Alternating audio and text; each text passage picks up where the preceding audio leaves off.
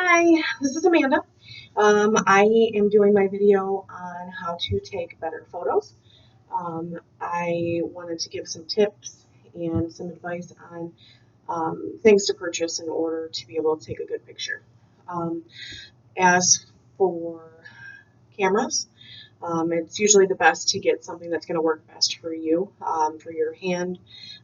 Being able to grip something. This one's a little bit too large for me, but I do have a smaller one that I typically use for longer shoots, such as weddings or anything of that nature. As you'll see here, this is what's called a battery pack. With the battery packs, you can store a battery inside of it. It also has a battery that's in the camera. And then you also have a shutter button here. So if you wanted to shoot this, a lot of people hold them like this, but if you wanted to go down here and shoot, you're able to. The other component that is usually great to have for having decent pictures is an external flash. With external flashes, they typically come with an adjustable neck to where you can manipulate the flash and where it bounces off of. This has what's called a diffuser on top of it. A diffuser is something that instead of just shooting towards the object, it puts the light all around it, so it gives a more even exposure. Aside from that, obviously you want to have SD cards. You want to have an additional lens. This one is a 50 millimeter. There's no zoom on it. This is a Nikon 55 to 200 millimeter. So what that means is that when it's at 55, it has a larger picture, but you can zoom in to be able to get at a further distance, but it covers less of a span, so you don't have such a wide angle. So lenses are important and extremely expensive. The whole habit's expensive. This camera cost me about $1,200 when it first came out. Battery pack was about $100. Flash was $75. Diffusers run pretty cheap. I want to say that was about $20. SD cards are also expensive. Typically a 64 gigabyte, it's about $75 to $100, I would say. When you are shooting, you want to shoot in manual mode. So with manual, you actually have an option on the top of your camera. I don't know if you can see it, but there's a little M right there. That's what you want to have it on. If you shoot in auto, which is what typically beginners want to start out in, it processes the picture in the camera, so it's kind of hard to edit or do any kind of manipulation once you get into that stage after the photos are taken. So manual allows you to set the lighting, exposure, the ISOs in the camera before actually going over to the editing stage where you can manipulate photo a little bit more. The other important thing when you're shooting is to shoot in RAW format. With RAW, it's an option in your camera. You can choose between JPEG or RAW images. RAW is where you have complete manipulation of the photo after the fact.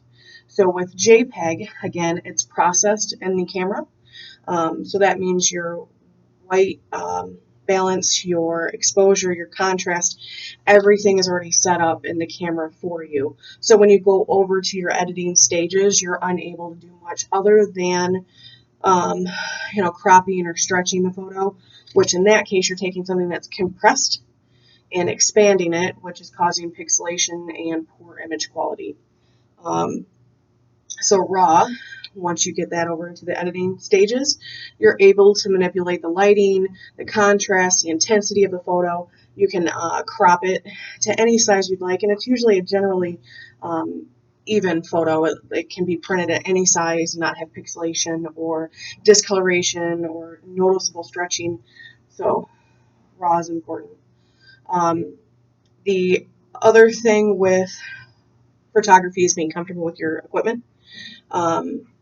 I had a tripod up until my last video, which broke because I was angry and unfortunately it snapped on me. So that's another thing that I have to get, and hopefully get something a little bit higher quality, so the next time if I'm out shooting a wedding or something of that nature, it doesn't do the same thing to me.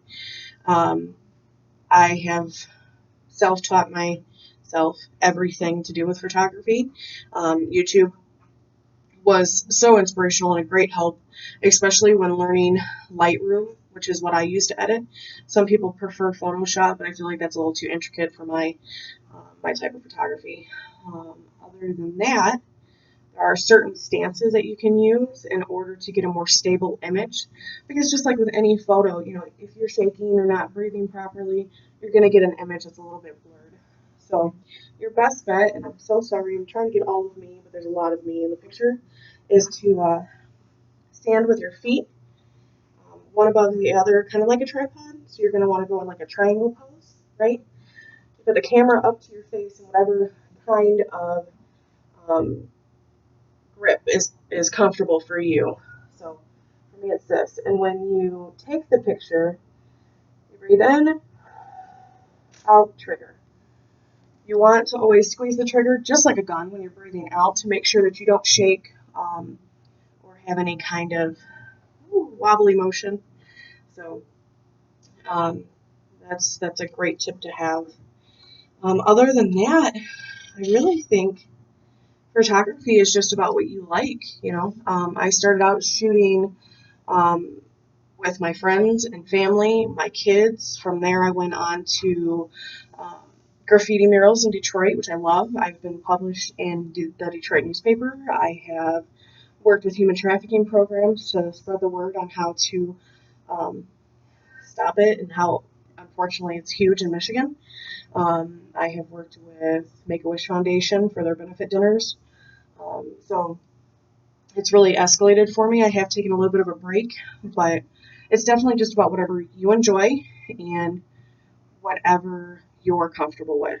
So even though I said the tips would be to work in manual and to shoot in RAW, some people would like to work in auto and JPEG. And if that's what you feel works best for you, then that's all that matters.